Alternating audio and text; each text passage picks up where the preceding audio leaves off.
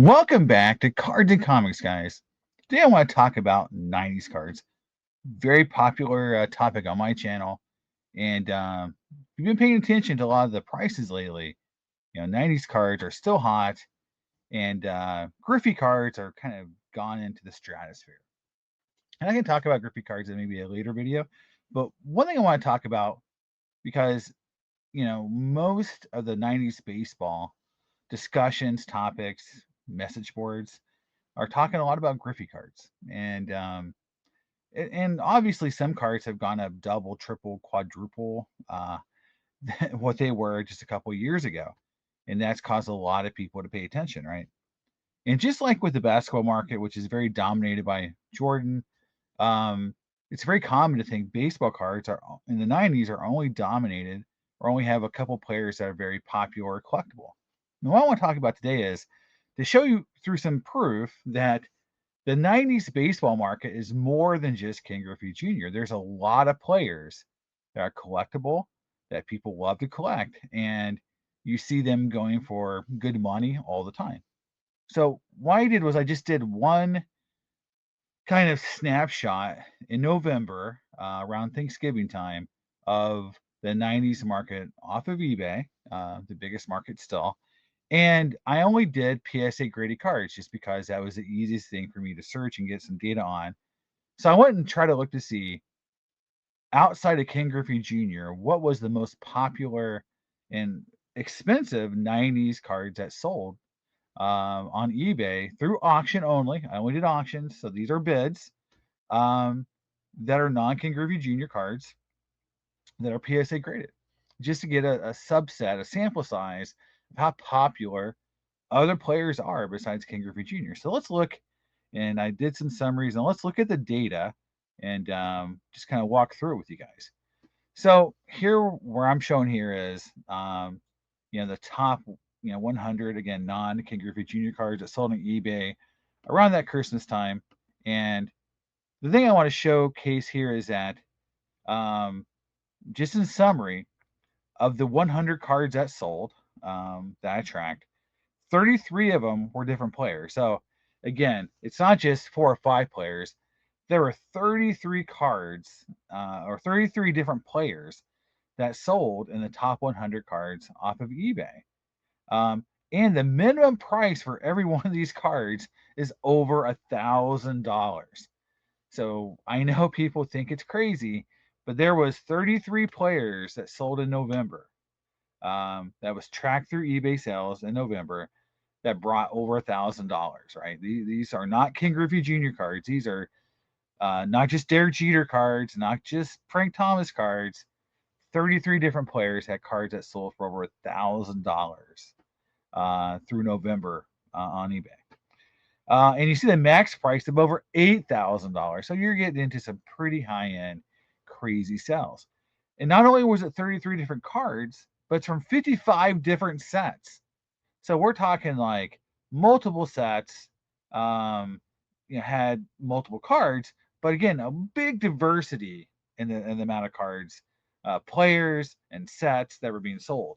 Now, the other thing too is, again, the average cost per card was over $2,000, almost $2,500. So again, these are big numbers. Like this is much different than what it was 5, 10 years ago, where it was Griffey or bust. This is now the 90s have really diversified in players and sets and cards to look for. And the thing that I thought was really interesting was the average grade was only 8.5. And a lot of the 90 sets are condition sensitive, so you don't get high grades on a lot of things like PMGs. But it just shows you that people aren't just looking for tens. I think 10 years ago, to get cards to sell for over $1,000, they had to be PSA 10s. Nobody would pay $1,000 for a Hideo Nomo card or a even Nolan Ryan card, Wade Boggs card, Ivan Rodriguez card, unless it was a 10. It was just that would be unthought of, unheard of for people to pay $2,500 on average for a card that was not a PSA 10. So we are kind of growing a little bit as a hobby, guys. We're trying to get out of this whole like everything has to be a 10, um, you know, era. And the 90s cards are a great example of, like, just like with pre-war and even 50s and 60s cards, you can't get 10s on those cards from some of these sets. So you have to be happy with what you can get sometimes. So let's look at a summary here on this. Who are these players, right? So I did, you know, break it down by, what players, and what sets were being sold. So here we're looking at, you've got, obviously Derek Jeter is the big dog here, 38 out of 100 cards. So, I could have done the analysis where I just excluded Derek Jeter and Griffey and dug down deeper into the well of 90s cards. And, that's fine. But I do think it's just interesting because the difference in price point a lot of times between Jeter and Griffey is pretty severe. With Frank Thomas, there's this, like, in some sets it's 4x, and Griffey goes for 4 times more than Frank Thomas. Some sets it's only 2x, some sets it's 10x. It's not consistent. Same way with Jeter. I have seen some Jeter cards bring close to Griffey prices. And I've also seen Jeter cards bring a fraction of Griffey prices for the same card from the same type of card from a similar set. So it's all over the place. The thing that is interesting is when you drill down in here, that Barry Bonds was not number 2 in this subset of data, or number 3. And I think that most likely is not right over time. I think if I were to do this meta analysis over, let's say, the last 3 years, like a 3-year CAGR of, like, what's the prices of Barry Bonds cards, I think it would be number 2, number 3. Honestly, for what I see out there, it just happened in this one subset of data. There wasn't a lot of great Bonds cards I want for auction on eBay, and that can happen. But it's just a microcosm of the whole 90s system, is that sometimes it's just timing to see really what the market's like. But I just want to say that this is a good way of looking at how volatile and how just, there's a lot of other players that people buy. And if Bonds isn't being sold in a month, not a lot of cards for sale, there's plenty of Nolan Ryans, Bo Jacksons, Frank Thomases, Ichiro, A-Rod cards that are selling, right? So, and a lot of people are Ichiro, his rookie's not to 2001. He had some cards, again, from the Japanese league from the 90s that were selling really well. Still 90s cards, guys. So Ichiro had 90s cards. So yeah, I'll go through here a little bit and just make some observations. There's, I think Hideo Nomo and Chipper Jones being so high, I think for a lot of 90s fans, a lot of 90s collectors, that's not a surprise to see Hideo Nomo and Chipper Jones so high. They're very popular players or collectors, or players for collectors to collect. I have huge super fans out there that want everything, especially the really tough stuff. Nolan Ryan is, like, I think it's one of those players that people forgot how popular he was in the 90s, and how he still has a huge, huge fan base of super collectors out there. Bo Jackson, I think, is really come on recently. I think his collectible card game has kind of put him back in the spotlight with maybe some younger collectors. But again, you go through this list and you say, well, okay, A-Rod has 2 cards, Maddox has 2 cards, Piazza has 2 cards. But there's some players on this list I just want to call out. Paul Canerco, it's got a card. You've got Carlos Beltran. Yeah, Beltran, I can see that. But Jeff Kent, Josh Hamilton, Kenny Lofton, Kerry Wood, players. Will Clark has a really strong fan base. So again, you have a lot of diversity of players here. And then sets, and we'll talk about sets here in a minute. But again, sets like molten metal titanium, the gold, some are out of 50. Those are strong cards. They exist in basketball. And one thing that is a very common theme here is essential credentials, molten metals, refractors. Those things have both a basketball and baseball appeal. PMGs, and that is where you see a lot of crossover between baseball and basketball collectors when you have sets that have crossover or have the same type of cards in both baseball and basketball. So love the fact that you have that crossover collecting potential. But baseball has its own unique stuff. 91 91 Desert Shield, 93 Finest Refractors, the no name on front, Frank Thomas card. There's a couple of things that are only, I think, unique to the whole baseball universe. The certified team mirror golds, I think, are only in baseball. I mean, I may be wrong on that one. But again, there are cards that only exist in the baseball universe. So that makes those cards fun and very much like its own little thing for baseball card collectors, right? And you look at the prices and the average grades here. The molten metals are titaniums are crazy price points. And Ivan Rodriguez just sold. I was looking at it and it went higher than I thought it was going to go.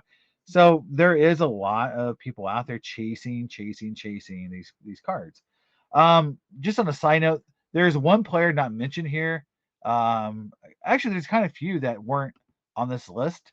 That kind of surprised me. Jose Canseco and Wade Boggs didn't show up here on this list.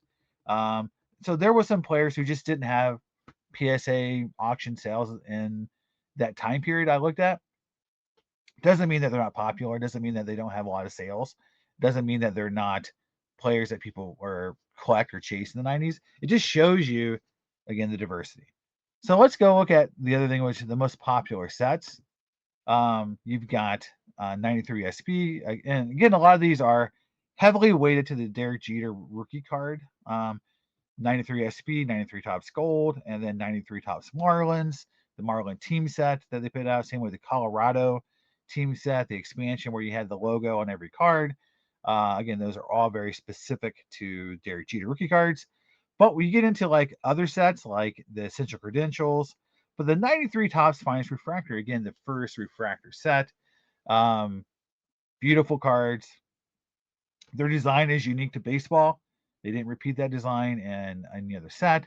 So again, that set is immensely popular. 91 Desert Shield is still very popular. Then you get into cards like the PMGs, the Essential Credentials, the Titaniums, PMGs, Rubies, game jerseys. All of those have parallels, again, to the basketball universe. But you see some, again, O-Pee-Chees, Topps Tiffany's, Leaf Black Gold for Jeff Kent. Just you can see these different sets with different cards. Flair Showcase, Masterpieces, the Hot Gloves, Flair Ultras on the set is listed here a few times. Donner's Crusades. So again, a lot of cool sets, a lot of things that you Flair Brilliance, Flair Starting 9, which is a very cool insert set, numbered only to 9. So even Sports Illustrated first edition 101s was listed here. Then you go up to sort of the manufacturers or sort of the brands. Topps, Upper Deck dominate. But again, Flair Showcase, Flair Ultra, Flair's Tradition, Leaf Signature, Metal Universe, Topps Chrome, Bowman Chrome, Bowman's Best, Flair Brilliance. And you see all these sets coming up. Some of these sets, unfortunately, are no longer made in Baseball Universe because of all the bankruptcies and consolidation and ownerships of the different rights. So it's kind of a sad thing that we don't have these sets around anymore. Some of these cards aren't made anymore in the baseball universe, and it makes me sad. But it also really helps the 90s cards because you're not seeing essential credentials in baseball anymore. You're not seeing the cut above. You're not seeing some of these really cool sets like you did in before. Established, Feel Brilliant. Those sets are gone. The Upper Deck, they're not coming back. So, or at least for the near future. So again, it makes these 90s cards feel like the real deal, makes them unique, makes, I always say this: Established was a one-time set. I have it sitting right here. It's like you've got this set that was only issued one time, and the cards are beautiful. Makes those cards cool. Makes people really love and chase those cards. The man refractors, even though they've reprinted them, the originals are beautiful. So it's just the uniqueness and the coolness of those cards are amazing. So again, going back just to the overview, um, as we kind of go through the summary here, the 90s aren't just about Griffey. And I think as long as people realize that this is starting to accelerate, that people are starting to super collect players, teams, sets, individual cards. Like they want, I've seen people hoarding cards. They fall in love with one design and they want all of one player in that design, so they buy every card of his in that design. You're seeing this collecting mentality really taking over in the 90s. It's not just about flipping, it's about actually loving the cards and owning the cards. That's why I think the market is so diverse. If it was only about flipping cards, I honestly don't think you would see Carlos Beltran or Jeff Kent cards, or a lot of these Kenny Lofton cards really being collected because, or being sold for $8,000 for a Kenny Lofton card, which is recently. So that shows you that people want to collect the player, the set, whatever it is. It's collecting. Collecting is driving this, guys. This is not about just flipping. This is not about people out there just trying to turn a buck. Yes, people are trying to make money on 90s cards. People are out there buying them, trying to resell them. That's happening. But a lot of times they're ending up in collectors' hands. So I just want to give you guys that sort of brief review of just the fact that it's not just Griffey. There's a lot of diversity out there, guys. So when you're out looking for cards, just thinking like that Will Clark rare low number card might be more valuable than you think. It might be worth picking up. It might be worth going through those dollar, $5 boxes at the shows now, looking for some of these cards, some of these players that you may not have thought were big time players with these low numbered cool parallels, or inserts. So there it is, guys. Let me know what you think in the comments. I'll see you next time on Cards and Comics. Bye.